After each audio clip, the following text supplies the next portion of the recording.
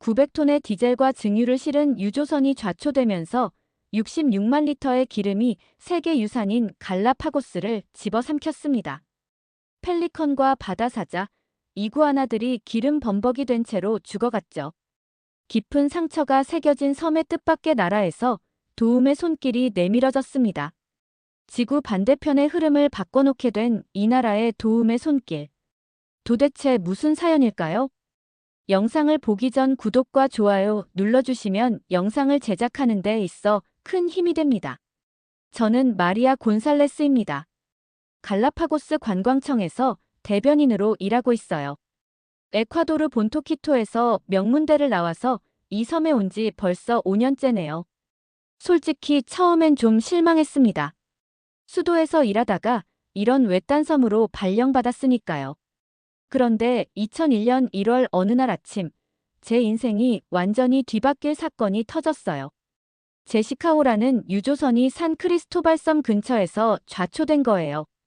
66만 리터의 기름이 바다로 쏟아져 나왔습니다. 정말 끔찍했어요. 전화벨이 미친 듯이 울렸습니다. CNN, BBC, 로이터 통신사까지. 전 세계 기자들이 갈라파고스로 몰려들었어요. 저는 매일같이 기자회견을 열어야 했습니다. 상황은 통제되고 있다고 말했지만 실제로는 속수무책이었죠. 바다 사자들이 검은 기름 범벅이 되어 해변에 쓰러져 있는 모습을 봤어요. 펠리컨들도 날개를 제대로 펼치지 못했습니다. 이구아나들까지 기름투성이가 됐어요.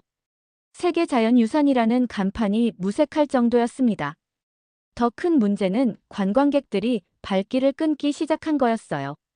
예약 취소가 쏟아졌습니다. 호텔 사장들이 저한테 매일 전화를 걸어서 뭔가 해결책을 내놓으라고 다그쳤어요. 어떻게 해야 할지 정말 막막했습니다. 그런데 더 웃긴 건 섬 주민들의 반응이었어요. 사람들은 여전히 디젤 발전기에만 의존하고 있었습니다. 하루 종일 부르릉거리는 소리에 시달리면서도 다른 대안은 생각하지 않더라고요. 정전이 일상이었어요. 밤만 되면 촛불을 켜고 살았습니다. 전기료도 장난이 아니었어요. 본토보다 3배는 비쌌습니다. 그런데도 사람들은 그냥 그러려니 하고 살았어요. 변화를 두려워하는 것 같았습니다. 저도 마찬가지였고요. 정부에서는 계속 압박해왔어요. 뭔가 획기적인 해결책을 내놓으라고 했습니다. 하지만 예산은 턱없이 부족했어요. 환경을 복구하려면 엄청난 돈이 필요한데 어디서 구해야 할지 막막했습니다. 저는 매일 밤 잠들기 전에 생각했어요. 이 일이 제 커리어를 완전히 망치는 건 아닐까? 키토로 돌아갈 수 있을까? 이런 시골에서 평생 갇혀 사는 건 아닐까? 불안하고 초조했습니다. 섬 사람들 눈에는 저도 그냥 본토에서 온 관료 중 하나였어요. 현실을 잘 모르면서 말만 번지르르하게 한다고 생각하더라고요. 사실 맞는 말이었죠. 저도 진짜 해결책이 뭔지 몰랐으니까요. 그런데 며칠 후 정부에서 연락이 왔습니다. 한국이라는 나라에서 갈라파고스에 태양광 발전소를 무상으로 지어주겠다는 거예요. 처음 들었을 때 솔직히 웃었습니다. 한국이 어디 있는 나라인지도 몰랐거든요. 사무실로 돌아와서 직원들한테 물어봤어요. 한국이 어디냐고요? 다들 고개를 갸우뚱하더라고요. 누군가 아시아 어딘가에 있는 작은 나라라고 했습니다. 그래서 지도를 펼쳐봤어요. 정말 조그맣더라고요. 에콰도르보다도 한참 작았습니다. 이런 나라가 우리를 도와준다고요. 뭔가 이상했어요.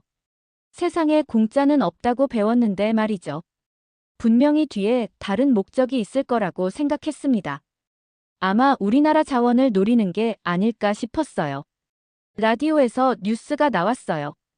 아나운서가 한국 정부가 코이카라는 기관을 통해서 갈라파고스의 태양광 발전소를 지원한다고 발표했습니다. 주민들 반응이 가관이었어요. 카페에서 들은 이야기인데 어떤 어부가 그러더라고요. 공짜 치즈는 쥐덫에만 있다고요. 저도 마찬가지였습니다. 형식적으로만 환영 행사를 준비했어요. 어차피 몇 달 지나면 흐지부지 될 거라고 생각했거든요. 외국 원조 사업이 대부분 그렇잖아요. 처음엔 요란하게 시작하다가 나중엔 슬금슬금 사라지더라고요. 그런데 한 달 후에 정말로 한국 사람들이 왔어요. 코이카 직원들과 기술자들이었습니다. 공항에서 처음 봤는데 생각보다 젊고 전문적으로 보였어요. 계약서나 복잡한 서류 뭉치를 들고 올 줄 알았는데 설계도와 측정 장비만 가져왔더라고요. 환영식에서 코이카 팀장이 이야기를 했습니다. 70년 전 한국 전쟁 때 에콰도르가 한국을 지지해줬다는 거예요. 그때의 고마움을 갚고 싶다고 했습니다. 저는 처음 듣는 이야기였어요. 우리나라가 한국 전쟁에 관여했다고요. 그날 밤 집에 가서 인터넷을 찾아봤습니다. 정말로 1950년 에콰도르가 유엔에서 한국을 지지하는 결의안에 찬성표를 던졌더라고요. 쌀도 보내주고 의료진도 파견했다고 나와 있었습니다. 70년이나 된 일을 기억하고 있다니 놀라웠어요. 솔직히 그때까지도 반신반의했습니다. 말은 그럴듯하게 하지만 실제로는 다른 속셈이 있을 거라고 생각했거든요. 하지만 뭔가 마음 한구석이 찔렸어요. 우리는 70년 전 일도 제대로 기억 못하는데 저 사람들은 그걸 다 기억하고 있구나 하는 생각이 들었습니다. 다음 날부터 한국 기술팀이 본격적인 조사를 시작했어요. 처음엔 그냥 형식적으로 하는 줄 알았습니다. 그런데 정말 제대로 하더라고요. 새벽 6시부터 나와서 토양을 조사하고 바람의 세기를 재고 일조량을 측정했어요. 저는 관광청 업무 때문에 매일 현장에 갈 수는 없었지만 가끔 들러봤습니다. 한국 엔지니어들이 정말 꼼꼼하게 일하는 모습이 인상적이었어요. 하나하나 다 기록하고 사진을 찍고 데이터를 정리하더라고요. 특히 박 과장이라는 분이 기억에 남았어요. 40대 중반쯤 되어 보이는 분이었는데 정말 성실했습니다. 매일 같은 시간에 나와서 같은 루틴으로 측정을 했어요. 비가 와도 바람이 불어도 빠지지 않더라고요. 갈라파고스 국립공원 관리소의 마르셀로도 처음엔 의심스러워했어요. 외국인들이 와서 이것저것 만지고 다니는 걸 못마땅해 하더라고요. 그런데 한국 팀이 환경 보호를 얼마나 중요하게 생각하는지 보고 나서 태도가 바뀌었습니다. 어느 날 마르셀로가 저한테 이런 말을 했어요. 지금까지 온 외국인들 중에서 이렇게 환경을 신경 쓰는 사람들은 처음 본다고요. 나무 한 그루 베는 것도 허락을 구하고 새 둥지가 있으면 피해서 작업한다고 했습니다. 한국 사람들은 정말 특이했어요. 계약서도 없이 일을 시작하더라고요. 보통 이런 프로젝트 하려면 두꺼운 계약서부터 만들잖아요. 그런데 이 사람들은 그냥 설계도랑 장비만 들고 와서 바로 시작했습니다. 박 과장한테 물어봤어요. 계약은 언제 하냐고요. 그분이 웃으면서 대답했습니다. 계약보다 신뢰가 더 중요하다고 하더라고요. 에콰도르 정부를 믿고 왔다고 했어요. 정말 이상한 사람들이었습니다. 그때 한국 기술자 중에 김대리라는 젊은 분이 있었어요. 스페인어를 조금 할 줄 알아서 주민들이랑 대화를 자주 했습니다. 어느 날 그분이 저한테 말했어요. 갈라파고스는 지구의 보물이라고요. 절대 훼손해서는 안 된다고 했습니다. 솔직히 그 말을 듣고 좀 부끄러웠어요. 저는 여기서 5년 동안 살면서도 갈라파고스를 그냥 관광지 정도로만 생각했거든요. 그런데 한국에서 온 사람이 오히려 이곳의 가치를 더 잘 알고 있었던 거예요. 한 달쯤 지나니까 주민들 사이에서도 한국 팀에 대한 평가가 달라지기 시작했어요. 처음엔 의심스러워하던 사람들이 이제는 인사도 하고 가끔 커피도 사주더라고요. 특히 성실하게 일하는 모습을 보고 좋은 인상을 받은 것 같았습니다. 하지만 저에게는 다른 고민이 있었어요. 사실 디젤 공급업체 사람들이 저한테 계속 접촉해 오고 있었거든요. 로드리게스라는 사업가였는데 갈라파고스에서 디젤 사업을 독점하고 있는 사람이었습니다. 로드리게스는 저한테 이런 말을 했어요. 태양광이 들어오면 디젤 사업이 망한다고요. 그러면 일자리도 없어지고 지역 경제에도 타격이 크다고 했습니다. 그리고 은근히 저한테 좋은 조건을 제시하더라고요. 솔직히 마음이 흔들렸어요. 제 월급이 그리 많지 않았거든요. 키토에 있는 친구들은 다들 잘 살고 있는데 저만 이런 외딴 섬에서 쪼들리며 살고 있으니까요. 로드리게스가 제시한 조건이 나쁘지 않았습니다. 그래서 낮에는 한국팀을 지원하는 척하면서 밤에는 로드리게스와 만났어요.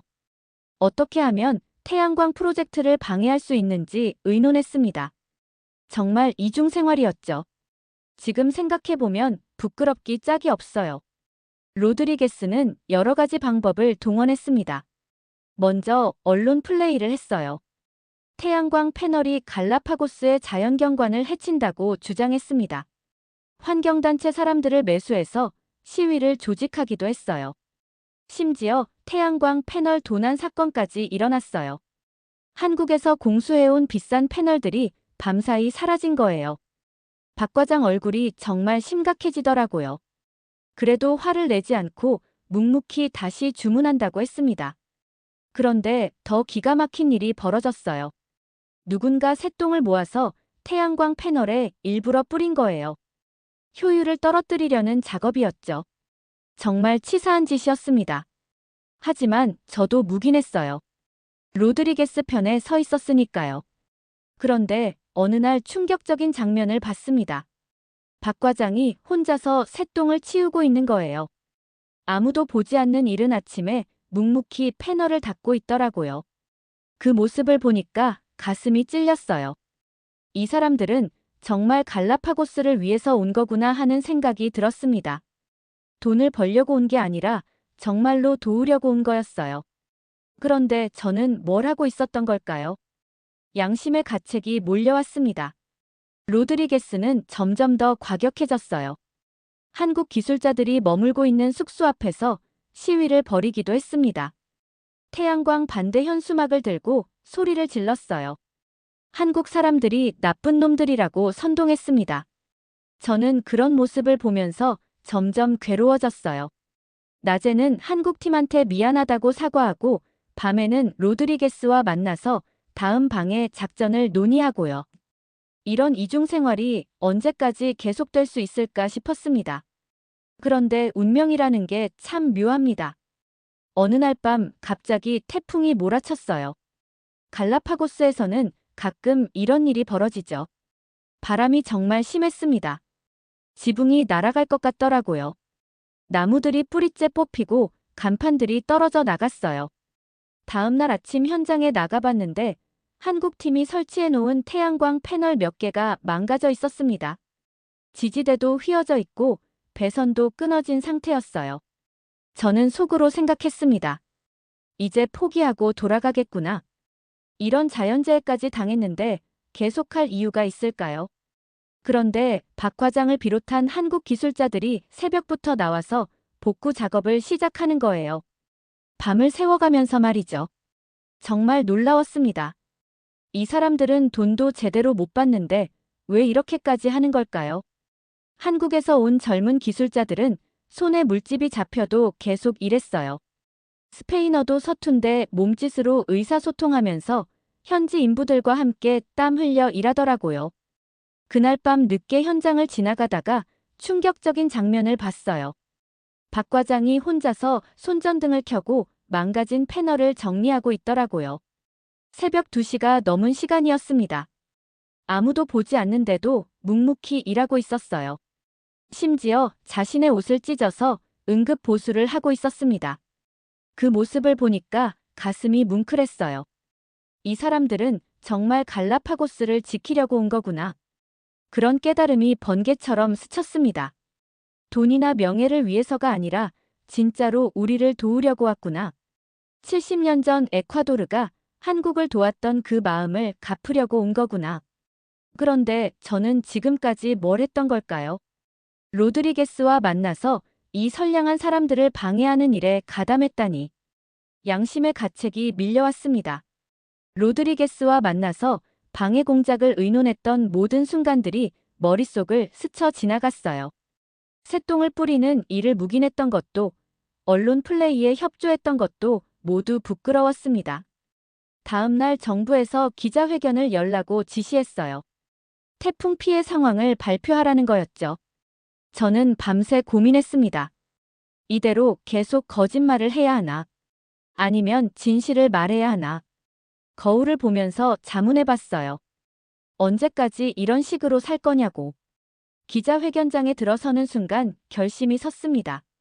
더 이상은 안 되겠다. 진실을 말하자. 기자들 앞에서 저는 예상과 다른 발표를 했어요.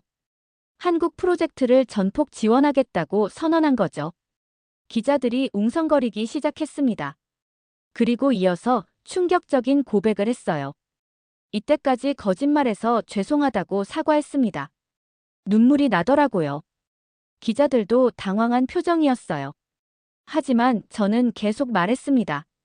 한국팀이 얼마나 성실하게 일하는지, 갈라파고스를 얼마나 아끼는지 모든 걸 털어놨어요. 그 기자회견 이후 선 분위기가 완전히 바뀌었습니다. 로드리게스는 저한테 화를 내며 연락을 끊었어요. 당신이 배신했다면서 소리를 질렀죠. 심지어 협박성 전화까지 걸어왔습니다. 하지만 저는 후회하지 않았어요. 오히려 마음이 홀가분했습니다. 더 이상 이중 생활을 하지 않아도 되니까 말이죠. 밤에 잠도 잘 오더라고요. 한국팀도 놀라워했습니다.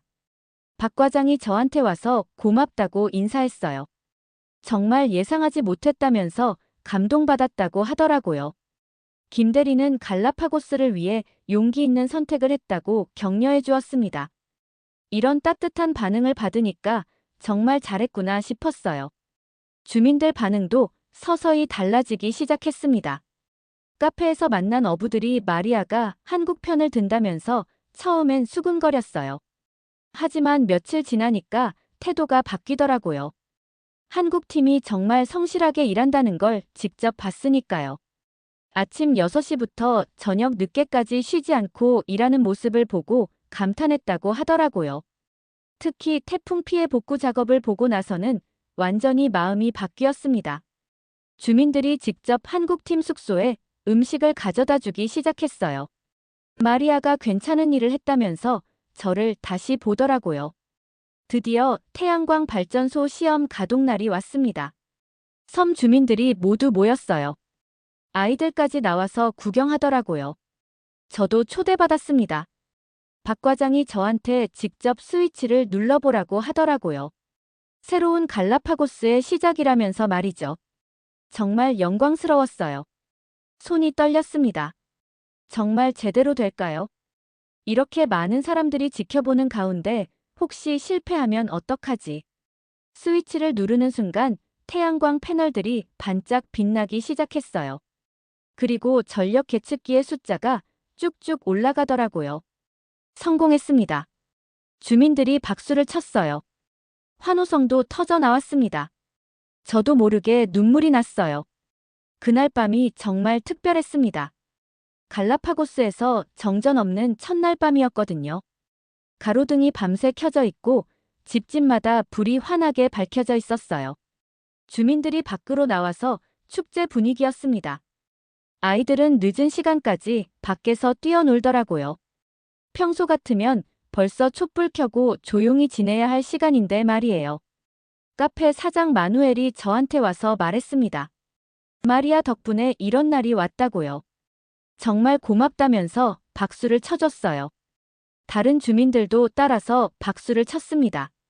그동안 저를 본토에서 온 관료 정도로만 보던 사람들이 이제는 진심으로 인정해주는 것 같았어요. 전기요금도 크게 내렸습니다. 본토보다 3배 비싸던 게 이제는 거의 비슷한 수준이 됐어요. 주민들 생활이 훨씬 나아졌죠. 냉장고도 마음 놓고 쓸 수 있게 됐고 밤늦게 전등도 켤 수 있게 됐습니다. 저도 이때 처음 느꼈어요. 우리가 한 일이 정말 의미 있구나. 몇 달 후 CNN에서 연락이 왔어요. 갈라파고스 태양광 프로젝트에 대해 인터뷰하고 싶다는 거였죠. 2001년 기름 유출 사고 때와는 완전히 다른 상황이었습니다. 그때는 변명하느라 바빴는데 이번에는 자랑할 일로 세계의 주목을 받게 된 거예요. 정말 감개무량했습니다. 인터뷰에서 기자가 물었어요. 한국의 지원이 어떠냐고요? 저는 당당히 대답했습니다. 한국은 진정성 있는 파트너라고 말했어요. 계약서도 없이 와서 묵묵히 일하는 모습을 보고 정말 감동받았다고 증언했습니다. 70년 전 은혜를 잊지 않고 찾아온 진짜 친구라고 소개했어요. BBC에서도 인터뷰 요청이 왔습니다. 로이터 통신사도 마찬가지였어요. 갈라파고스가 다시 한번 세계의 관심을 받게 됐지만 이번에는 완전히 다른 이유였죠. 환경을 파괴하는 사고가 아니라 환경을 지키는 모범 사례로 말이에요. 정말 뿌듯했습니다. 그런데 문제가 하나 생겼어요. 일부 환경단체에서 반대 목소리를 내기 시작한 겁니다. 태양광 패널이 갈라파고스의 자연경관을 해친다는 주장이었어요. 사실 로드리게스가 뒤에서 조종하고 있다는 소문도 있었습니다. 공개 토론회가 열렸어요. 저는 앞장서서 태양광을 옹호했습니다. 과거의 저라면 절대 못했을 일이죠. 하지만 이제는 확신이 있었어요. 한국 팀이 얼마나 환경을 배려해서 설치했는지 직접 봤으니까요. 토론회에서 저는 이렇게 말했습니다. 디젤 발전기가 매일 뿜어내는 매연이 더 문제라고요. 하루 종일 부르릉거리는 소음도 견디기 힘들다고 했어요.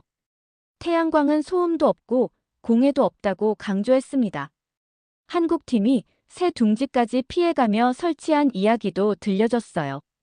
토론이 끝나고 주민 투표를 했습니다. 결과는 92% 찬성이었어요. 압도적인 지지였죠. 저는 그때 깨달았습니다. 진실을 말하면 사람들이 알아준다는 걸 말이에요. 거짓말할 필요가 없구나. 유네스코에서도 연락이 왔어요. 갈라파고스 태양광 프로젝트를 세계유산 보호 모델 사례로 발표하고 싶다는 거였습니다. 저는 에콰도르 대표로 파리에서 연설을 하게 됐어요. 키토에서 일하던 시절 꿈꿔왔던 국제 무대였습니다. 하지만 이번에는 허영심 때문이 아니라 정말 의미 있는 일로 서게 된 거였죠. 연설 준비를 하면서 정말 많은 생각이 들었어요. 연설에서 저는 한국의 진정성에 대해 이야기했습니다. 말만 하는 게 아니라 행동으로 보여주는 나라라고 소개했어요. 박수가 터져 나왔습니다. 연설이 끝나고 여러 나라 대표들이 와서 축하해줬어요. 갈라파고스 프로젝트 성공 이후 놀라운 일들이 연달아 벌어졌습니다. 에콰도르 정부에서 한국과의 협력을 더 확대하기로 결정한 거예요. 한국 전쟁 때의 인연으로 시작된 작은 프로젝트가 이제는 국가 차원의 대규모 협력으로 발전한 겁니다. 정말 꿈 같은 일이었어요. 한국 기업들이 에콰도르의 금 광산과 구리 광산에 투자하겠다고 나섰습니다. 정보통신 기술 협력도 시작됐어요. 한국의 선진 기술을 도입해서 에콰도르를 디지털 강국으로 만들겠다는 계획이었습니다. 저는 이 모든 프로젝트를 총괄하는 에콰도르 한국 협력 담당 책임자로 승진했어요. 과거에 한국이 뭔지도 몰랐던 제가 이제는 한국 전문가가 된 셈이죠. 정말 인생이 어떻게 바뀔지 모르는 일입니다. 키토 본부로 발령이 났지만 저는 매달 갈라파고스를 방문해요. 태양광 발전소가 잘 돌아가는지 확인하러 가는 거죠. 갈 때마다 주민들이 반갑게 맞아줍니다. 마누엘은 이제 저를 갈라파고스의 영웅이라고 부르더라고요. 정말 과분한 칭찬이었어요. 박 과장도 가끔 갈라파고스에 와요. 유지보수 차 온다면서 말이죠. 만날 때마다 서로 고맙다고 인사합니다. 이제는 진짜 친구가 된 것 같아요. 사업 관계를 넘어선 진정한 우정이 생겼습니다. 김 대리는 한국으로 돌아갔지만 여전히 연락을 주고받아요. 한국어도 조금씩 배우고 있습니다. 언젠가 한국에 가보고 싶거든요. 70년 전 우리를 도와준 그 마음을 직접 느껴보고 싶어요. 서울도 가보고 싶고 한국 문화도 체험해보고 싶습니다. 지난주에는 한국 대사관에서 감사패를 받았어요. 에콰도르 한국 우호 증진에 기여했다는 이유였습니다. 시상식에서 저는 이렇게 말했어요. 한국은 진정한 파트너라고요. 말로만 하는 게 아니라 행동으로 보여주는 나라라고 했습니다. 계약서보다 신뢰를 중시하는 나라라고 강조했어요. 요즘 에콰도르 젊은이들 사이에서 한국이 인기입니다. 한국 드라마도 보고 한국어도 배우더라고요. 갈라파고스 프로젝트 때문에 한국에 대한 인식이 완전히 바뀐 거죠. 저도 그 변화의 한복판에 있었던 게 자랑스럽습니다. 한국 음식점도 키토에 생겼어요. 김치와 불고기를 파는데 정말 인기가 좋습니다. 돌이켜보면 정말 많은 일이 있었어요. 거만했던 제가 진짜 일꾼이 됐고요.